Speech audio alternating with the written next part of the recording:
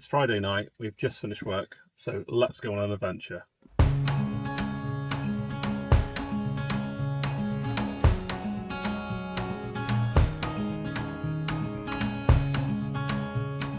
After leaving work as early as we could, we packed up the van and headed across to Dartmoor for a quick adventure.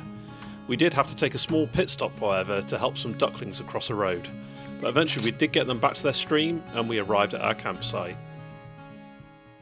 We have just arrived at our campsite for the evening and the sun is just starting to set, so we really need to get a move on and start cooking dinner. So we're just going to sort out the van, get everything tidied away, and then we can start to cook. The sunset on the way, so we want to try and get out to the tour, so we're trying to get some food on quickly. We're trying to be a little bit more interesting with our food choices as well, so I've gone with an old classic, which is fajitas, but we're trying to actually cut the stuff and actually use ingredients, so that'd be nice. We've gone a little bit more exciting this time. We've even done a little salsa, and we brought salt. Winner. Whilst Tom is cooking dinner, I thought I'd take us on a little tour of the campsite. So we're parked just down here, but it's a really lovely campsite. Lots of nice pitches, all really nicely separated by hedging, and really lovely facilities as well. So we'll just head up there now.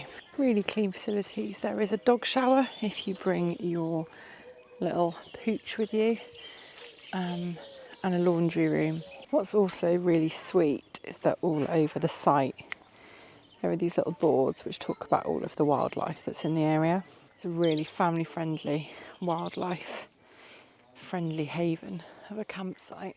Just over on the left here you have your waste point, so everything you would expect in terms of waste and recycling. And then over here, which look beautiful, you have the little glamping pods. And then the final thing, which we actually didn't realise was here, is that there is a restaurant on site. So Tom is cooking back at the van, so we won't be eating here tonight, but it's a really nice spot and you can obviously sit and watch the sun setting. So yeah, it's our first visit to Langstone Manor, but I think we'll definitely be back. It's just so lovely and quiet. I'm quite busy because it's Easter holidays at the moment, but the pictures are just so nicely spread out. And I think, to be honest, if we came back again, I'd be a little bit tempted to come and try one of these pods. Couldn't resist being just a little bit nosy. I've just double checked there's nobody in this one.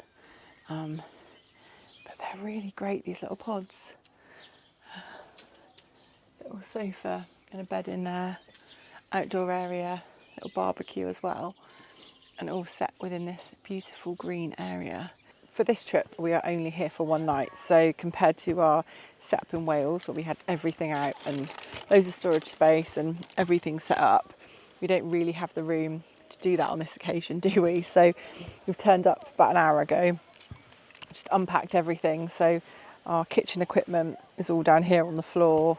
The back of the van is open, we've got a table up for crisps and dips.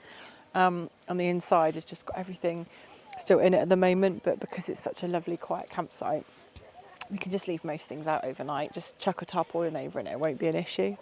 And what's really nice as well is that a lot of the pitches come with picnic benches, so we can sit and use that for eating dinner and this for cooking around the back of the van. So yeah, a super simple setup at this place, but we'll do us. We'll be up and out early in the morning and heading up to the moors for a walk.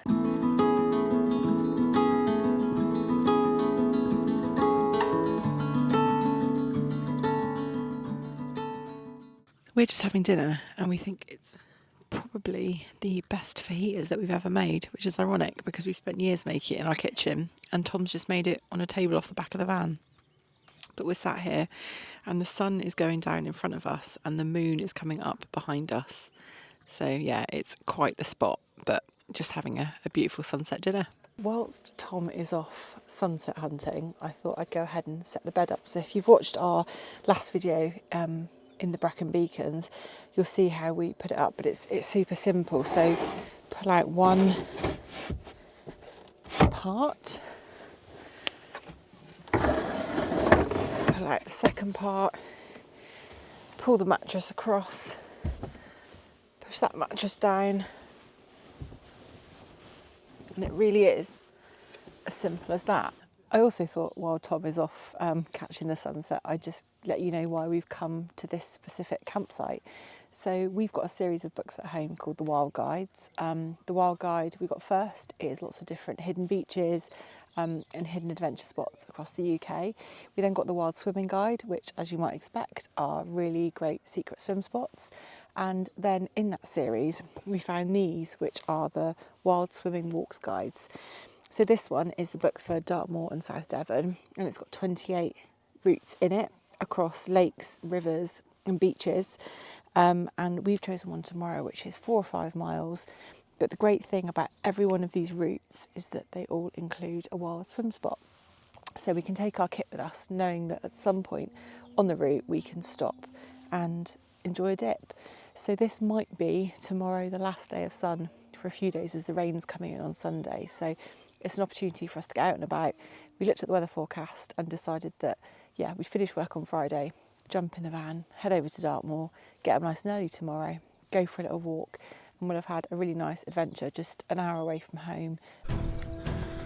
I've eaten dinner super fast to try and get out to the top of the tor here before the sun sets. Seems unlikely now, but I'm going to give it a go. Okay, I'm going to have to admit defeat because I thought I might actually vomit then. So it looks pretty good. Let's send up the drone and see if we can see anything else.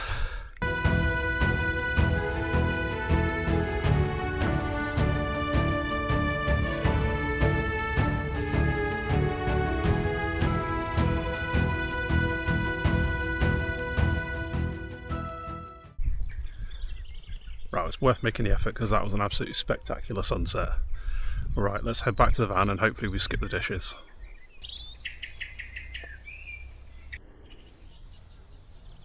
It's been a lovely little evening. It's just coming up to 9 o'clock. It's almost completely dark outside. So we've just spent the last 15 minutes just tidying up because we'd just thrown everything everywhere outside and it was getting dark quickly. But now we're all packed up and it's time just to chill in the van. So when it gets this dark and we've got nowhere else to go, there's not really a lot we can do. We wish we'd brought our fire pit because we could have set that up outside, so that's something to remember for next time. But for now we've set all the lights up inside the van, so it's really cosy. We've both got our books, so we're just going to chill out for the next hour or so, read our books and then get a nice early night to get ready for our walk tomorrow. So we will see you in the morning. Breakfast is served.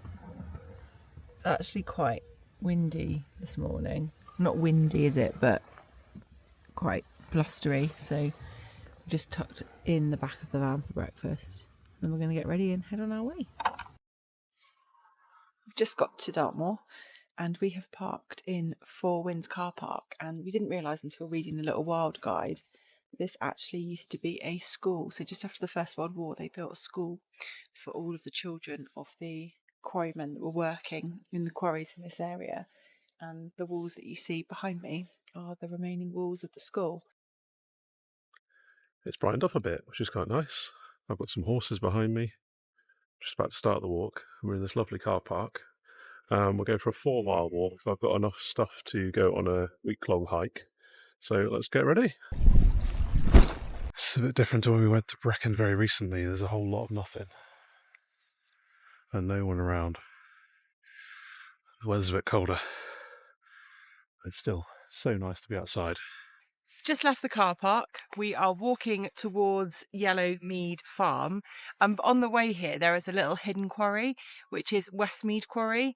And this is one of the little quarry sites that we're probably going to see along our walk today. And this was owned and worked by Eric Green and his brother. And Eric actually started working at this quarry when he was 16 and used to work for 8 hours a day with a 4-pound lump hammer, bringing stone out of this quarry. We're just walking down this disused tramway that they used to take the old pack horses up and down.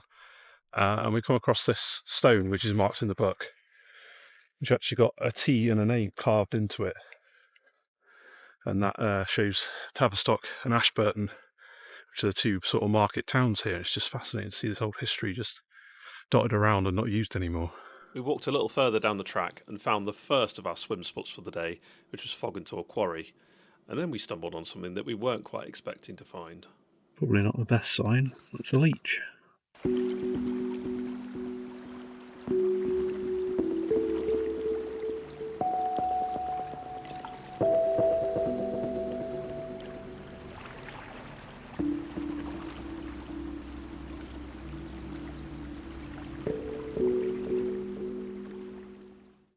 Easily the coldest water we've ever been in, I think. But no leeches, so that's a winner. Lovely sign. Yeah, it was absolutely freezing. Just said to Tom, I think it was the most I've ever felt that I might be going into some sort of reaction to cold water because it was just so cold. And not very easy to get in because there's so many stones. I'm glad we've done it. That's refreshing. We didn't actually explain properly earlier, but our swim spot for today is Fogintor Quarry, which is behind us. Yeah, so Fogintor Quarry operated for 118 years. And during that time, it employed over 400 men. And we didn't actually realise, but some of the granite lifted from this quarry was actually used to build London landmarks, such as Nelson's Column. So it's quite a historical spot for Dartmoor. And although very, very cold, a brilliant spot for a wild swim.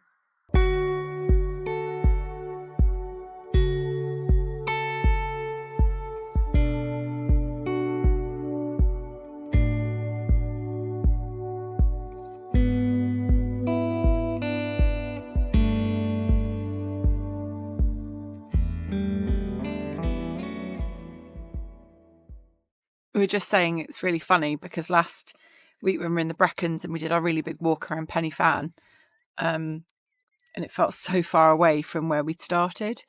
And we're about halfway around this loop, aren't we? And we're sat here. Tom's just made some hot chocolates on the jet boil, just having some snacks. And then if you just turn the camera around, our van is just parked there. So we've done a big loop. You can see the quarry through that gap. Big loop round, swim in the quarry, up to King's Tor, which we're sat on the top of now. And yeah, you can see that our van is parked just over there in the distance. So we're just walking down the next part of our route and we've realised all around us are all formations of walls that have been left behind. And Tom's just said that this is a former farm. So this is Hucken Tor Farm. And all around you can see remains of walls and buildings, and 12 little stones all set up in formation, which we've tried to look it up, but we're not quite sure what those represent. But it's fascinating to think that people would have lived here. Such an interesting part of Dartmoor. We've just stopped at this tree in the middle of absolutely nowhere in Dartmoor, and it is absolutely chock full of lichen.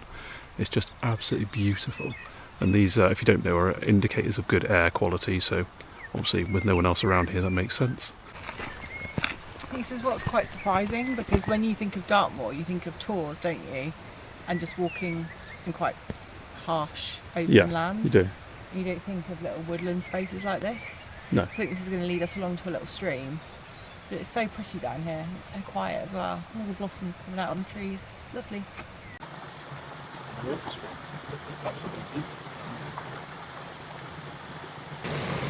would have been rude not to get in again, I think. Although, it's still pretty cold. Oh, that is fresh. It's falling over. These rocks are very slippy. Slippy. Oh. But another great spot. I think we timed that just right, as it is just starting to rain, and no better sight than when you're out on a walk, the van just in the background. Well, we timed that perfectly. You might just be able to hear on the windscreen the rain has just started, and now it's due to be raining for the rest of the weekend, so we've definitely had the best of the weather. I really enjoyed that walk. Yeah, it was good. It was a little bit less strenuous than our last one. Yeah, it was. I think that was a nice thing this time. Yeah, and I think that book is definitely going to be the way forward in terms of just finding different places that we never go to. So I really enjoyed that quarry swim. And we've not swum in a quarry before, so that was great. But yeah, walk done, 2 swims, good Saturday, and now, home to enjoy the rest of the weekend. So thank you for joining us for this adventure as we have wandered our way across Dartmoor. and we hope to see you in the next video. Bye. Bye.